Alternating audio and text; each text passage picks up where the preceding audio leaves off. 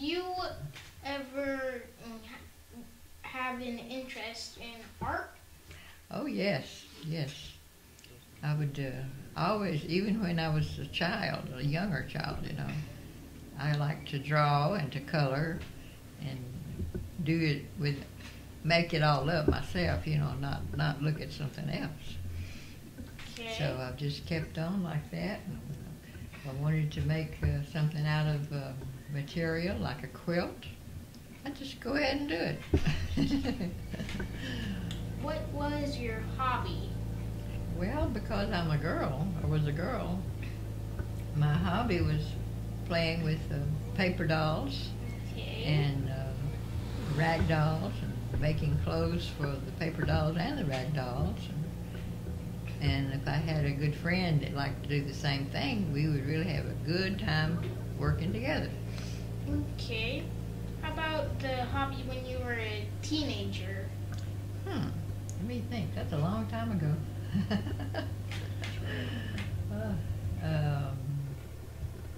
I played baseball. Ooh. For all the sports fans out there, you must have been famous on the team. Yeah, I used to be good when it came my time to bat. I could bat that ball right out of the park. How about your hobby when you were an adult? That's a hard one. Let's see. I like to sew. Okay. And make clothes for my dolls, or else as I got older and more experienced with the sewing machine, I could cut out a pattern and sew it up, and it'd be my own dress. How about your hobby right now? Is it crossword puzzles? That's one of them. Yeah, I love crosswords. Still do. I have all my life. I'd either get them out of the newspaper or a magazine when I was little, and now I can get books. You can get books. So, what's your other hobby right now? Because you said that crossword puzzles was one of them. What's the other? I like to go walking and try to find beautiful trees and flowers, and I like to go where there's a water running, like at a creek, where you can go fishing. I used to love to go fishing with my mom and dad and the family. We'd all go to a creek called Turkey Creek. That was the name of the creek where you could fish. So I had a special place that I liked to sit. And it was right in the water where there was a limb there, a tree there, where the limb came out, and you could sit on the limb, and you didn't really fall in, but if you get your feet wet. That must have been fun. It was really fun. Have you ever gone camping? Camping? Oh yes. And how was your camping experience? It was. My parents had always fished and camped, so they'd be in the woods more than a day. They could be there 2 days or 3 days, and they had to have a place to sleep. And over the years, they had gotten some cots to sleep on, and so we could do that, or we could just put a quilt on the ground and lay down on that. Okay. Have you ever roasted marshmallows by a fire? Yes. Have you? Good. They're tasty, aren't they? Real good. Yes, they Kind of are. hot, though. You have to be careful. Yeah, and also you have to be careful that they don't catch on fire. True.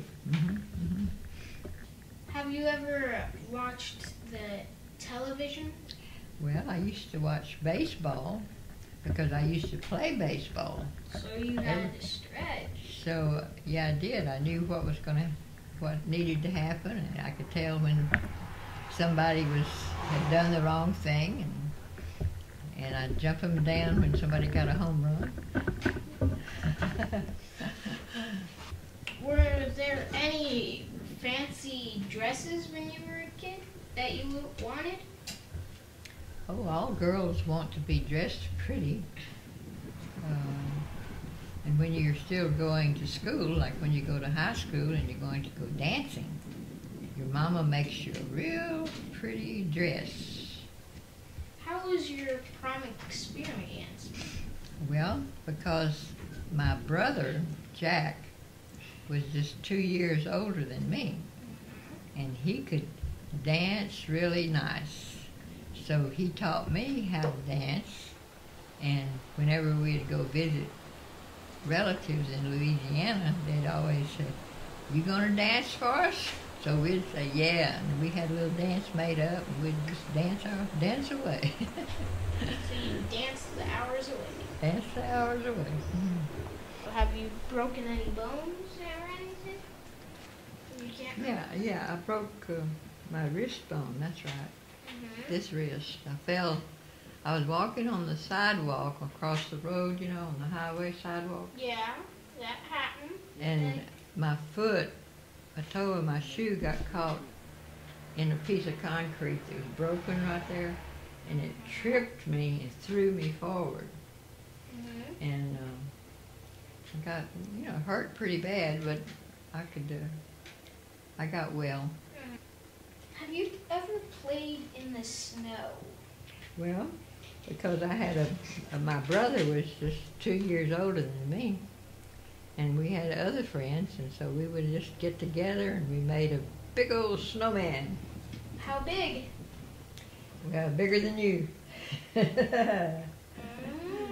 Yeah, you have to start rolling the snow until you get the head part as big as you want it, and then you have to add all the other things.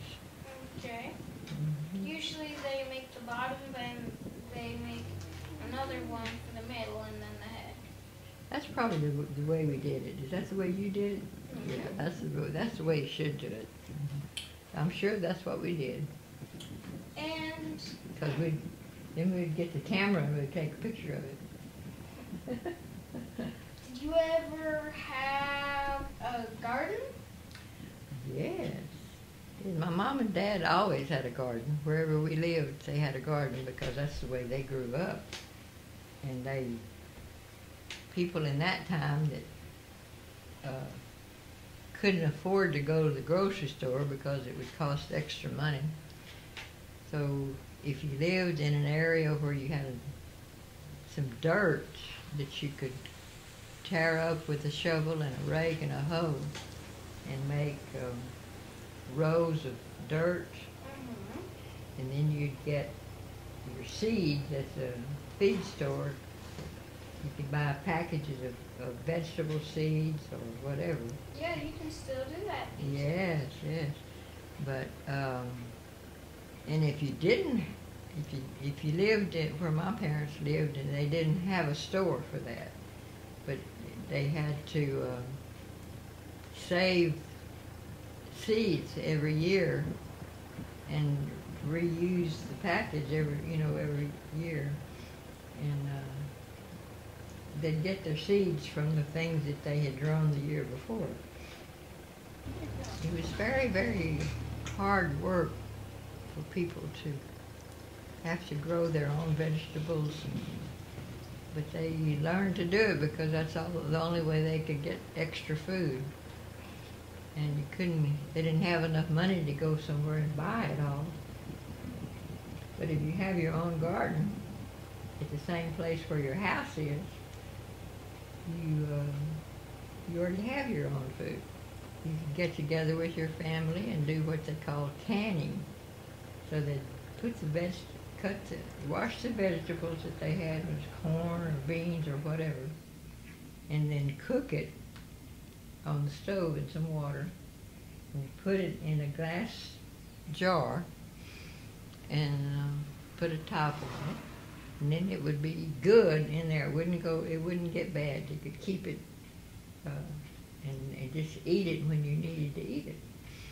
Other people in the family, not just you and your family, not just my family, but we'd get together with the people we were kin with, and everybody would share their food that they'd picked out of the garden and cooked, and put in jars. And that was canning day, and everybody got to do it together. So when they were finished, they each took so and so, back home. That's what they ate. But the good thing about it was that it was a happy time to be there and to work with each other and know that you were going to have something to eat when you got through. Okay. A good thing to do. What did you do for chores? Well, in my childhood time and before, there was no such thing as electricity or gasoline like there is now for stoves to cook on. They have a gas stove and electric stoves. So you had to burn pieces of wood from trees that you'd get out of the woods. And the trees had to be carefully selected to the right kind that would burn easily. And the men and boys and ladies that did all that, that's the way they had grown up. Their parents had gone into the woods and gotten fruit from fruit trees or wood to burn in the fireplace and from a different kind of tree.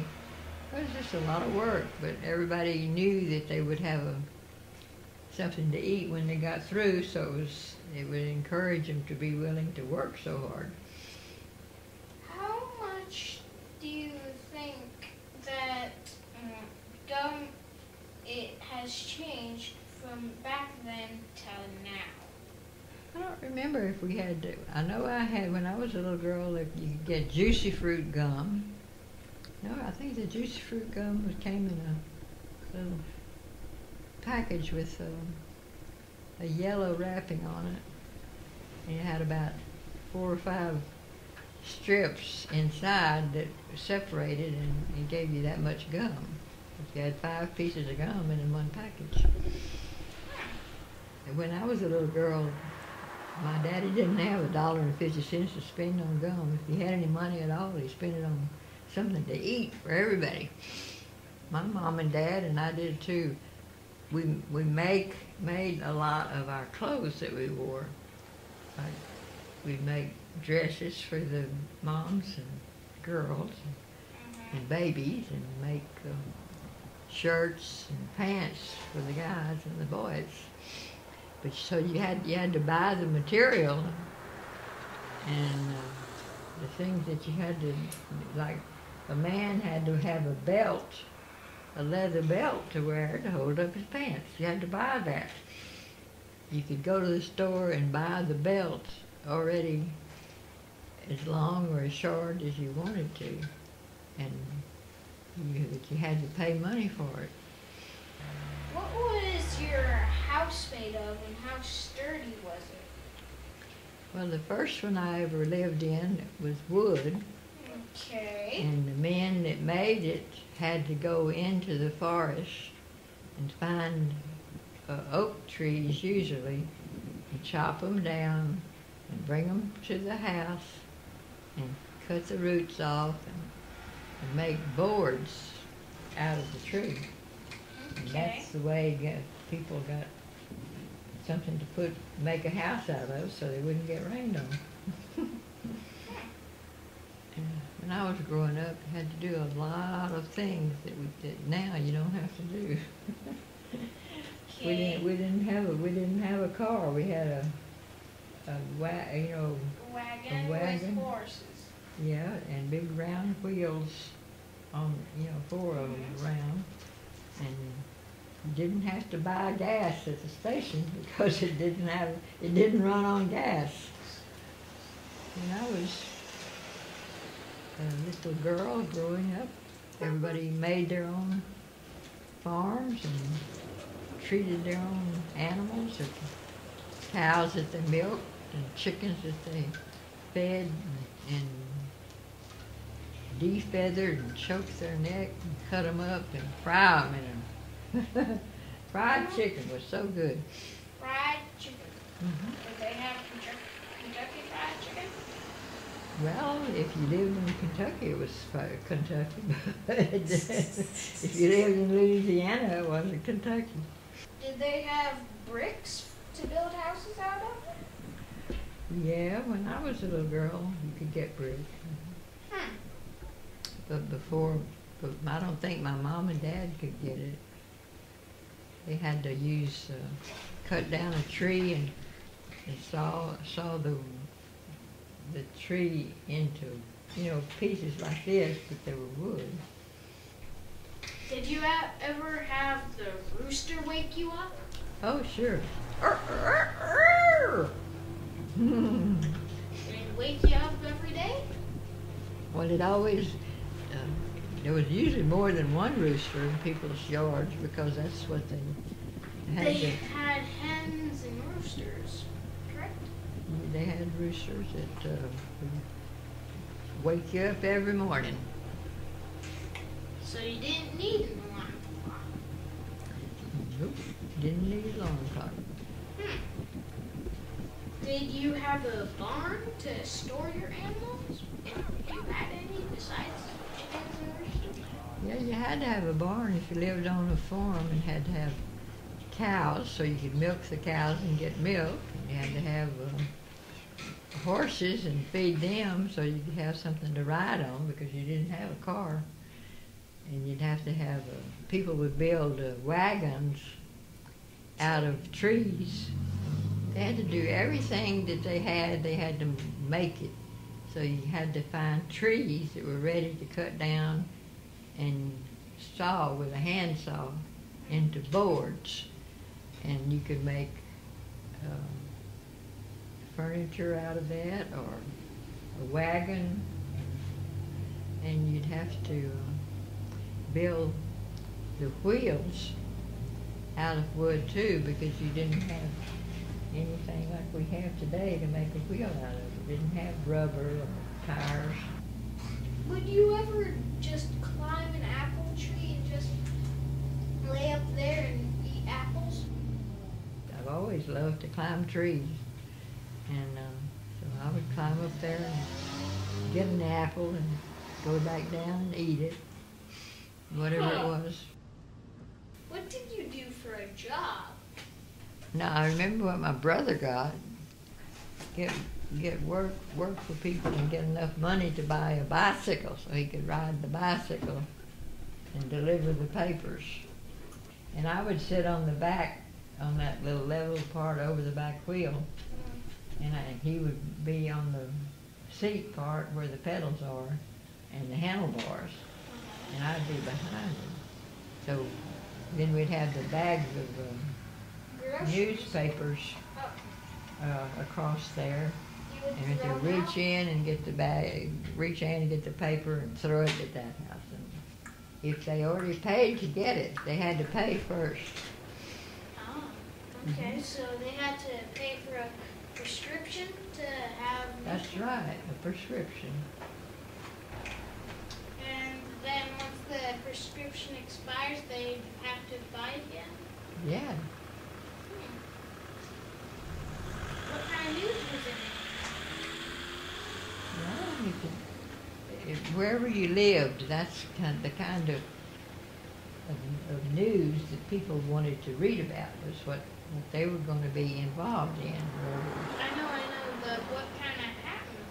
And what did you read in the newspaper, usually? When I was a little girl, I read the comics. Yeah, but... And when I got older, I read the crosswords and did the crosswords. Okay. That makes sense of how you got your love of crosswords. Mm-hmm. But, no, what usually was on the front page, mysterious man robs bank?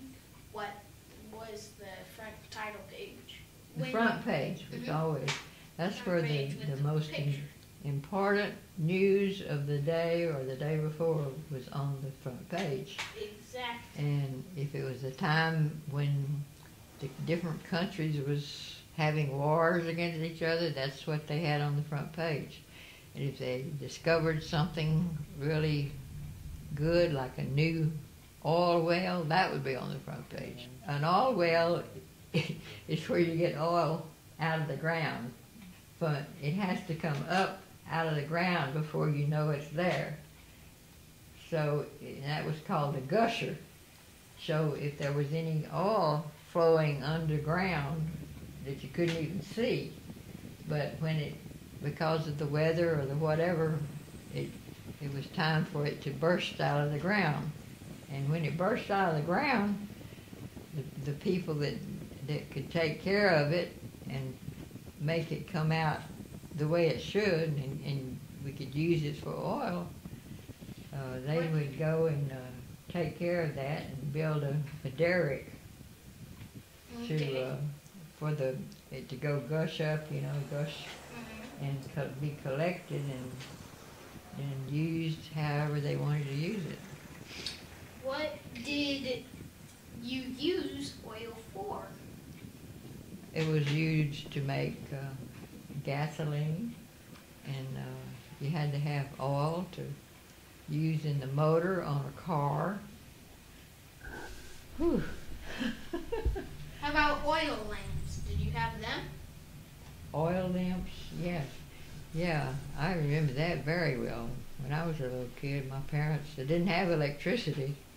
Yeah, you would have so they had candles or oil lamps. Yeah, that's true. But we happened to be able to buy an oil lamp or two at the store, and had what we called a wick, which is a piece of woven fabric that when it got wet with the gasoline, you could light the fabric, and the fabric would cause a flame to go up in the glass, and that would be the light.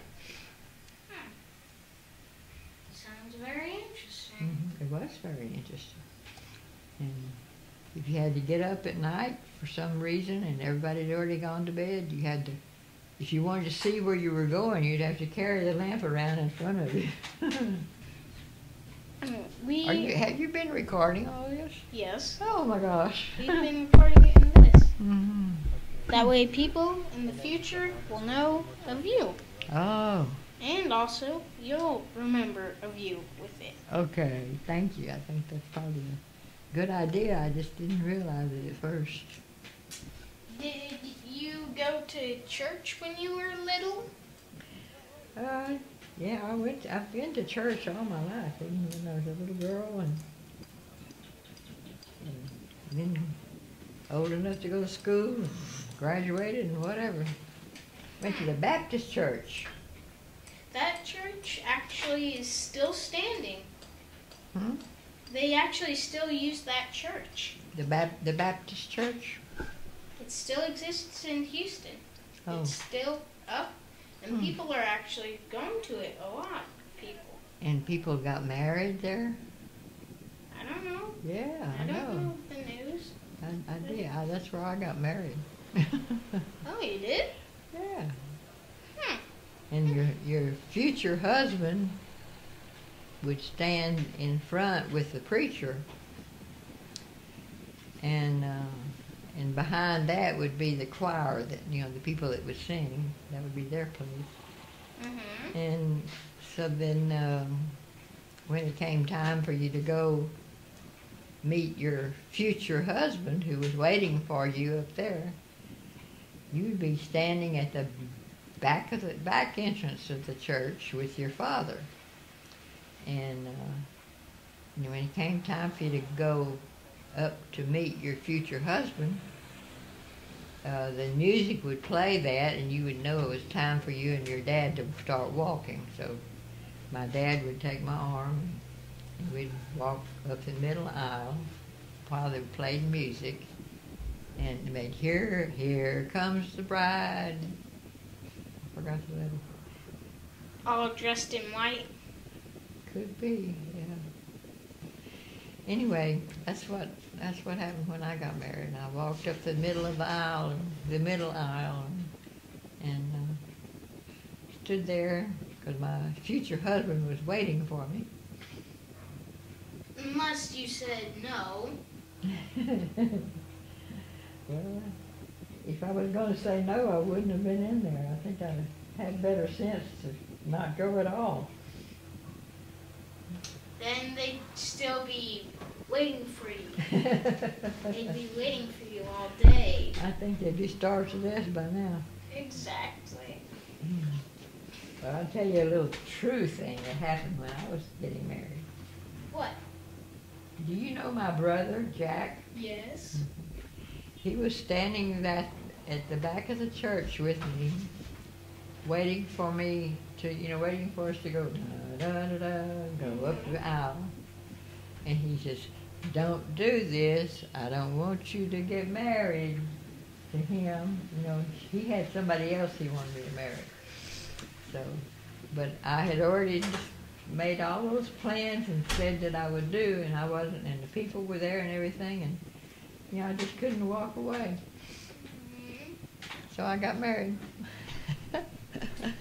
So be careful who you're going to marry, okay? What electricity did you use when electricity was first invented?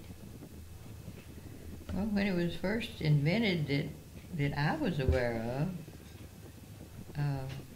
would be that we had electric lights in the ceiling, and in the different places that they were installing the wiring and things to make it possible for people to have electricity in their houses. And I was just a little kid, 5 years old or something, but it was a real treat and special thing for kids my age to realize that you could go up to the wall and flip this little switch and the light would come on. Yeah, we had a... Did you have any dogs? Well, I don't think I had any dogs, but my daddy had what he called a hunting dog. It was a lot of fun to go with my daddy and my brother, and we would go with when he was going what we called hunting, and he might go in the woods and look up in the tree, and he would see a squirrel, and he could get that with his gun, and we could eat that at supper time. My favorite thing to do, though, was to walk down to the creek. Turkey Creek was his name. And my dad had taught me how to use a cane pole and put a line on it that was strong enough to hold a fish if it got on the line. And you jerked it up, and the string would not break because it was a special kind of fishing line. So I had a favorite place to go to. I would go down to on a creek. It was called Turkey Creek. I don't know why, but that's what they named the water.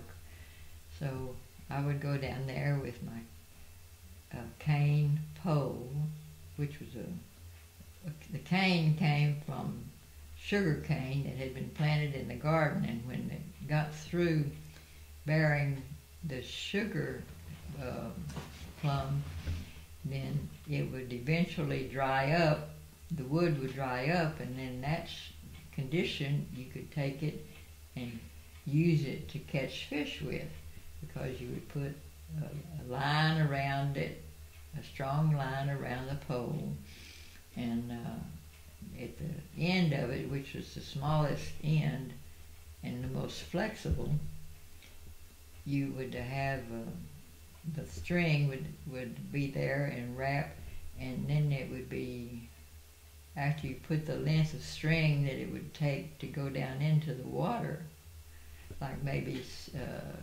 6 feet or whatever, and you could put a hook on that, a fishing hook, and then you could put a worm that you had dug up out of the ground, and it was wiggling like mad, but then you could put it on the hook and hook the skin of the worm and feed it onto that hook and just then hold it into the water. And boy, before you knew it, a fish had come along and grabbed that worm because he thought it was just a worm. He didn't know that it was a big hook that was going to hook into his mouth, and he couldn't get away. That's what happened. So that's how you would catch a fish. Then you could take it home, and your mom would take the hook out of the mouth, and then you would take I learned to take a knife from the kitchen and to scrape the scales off the fish's body so that you wouldn't have to eat the scales. They would be gone, and then you could get to the real fish that you could eat. And then my mom, would take that and cut it up, and she would cook it in a frying pan. And boy, was that good. And then when I got older, I learned to do it myself. When I got married, my husband came in with some fish. I would help him scrape it, and we would cut it up and fry it, and yum, yum, yum. Did you ever play in the mud? Play in the mud? When I was a young kid, I did. My brothers and I, and other girls that I knew, kids my age, we would get together and draw. If we had a nice, smooth place to do it in the dirt, we would draw a big circle. Then we would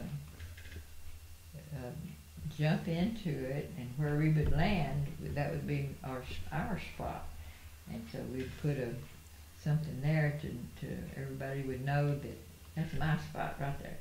And then you could keep doing that till you could draw from your spot to your spot to your spot to the outside. And that would be your territory, and nobody else could take it. Sounds interesting.